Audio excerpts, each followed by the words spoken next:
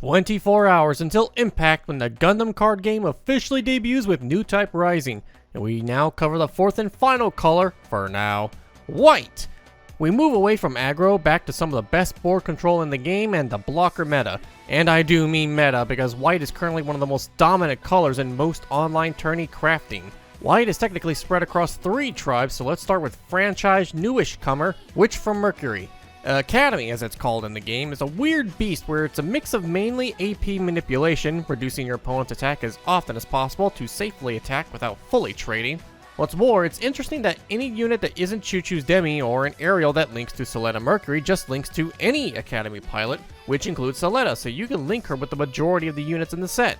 The boss of this tribe, the aerial rebuild, is statted well and has a good effect to recycle command cards, which could be helpful if you need to bring an emergency spell into play.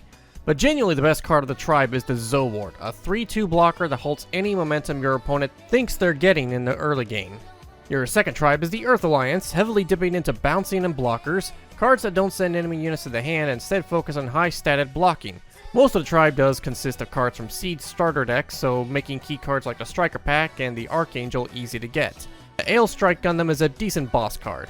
The third tribe is the Triple Ship Alliance, a minority of the color and shares the same strategy of blocking and bouncing, but contains the 2 other boss units. Strike Rouge shares the resetting blocker effect as the Archangel, M1 Astray is a cheat mook that gets blocker with other Triple Ship units, but the main attraction isn't the AP reducing freedom or the aggro blocker justice, it's the Perfect Strike, the perfect unit in the game.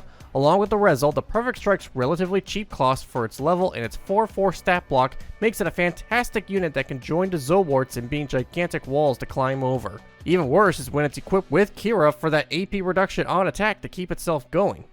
Overall, white has complete dominion over the game. Any top tier meta deck is going to have white or blue, most of the time, both.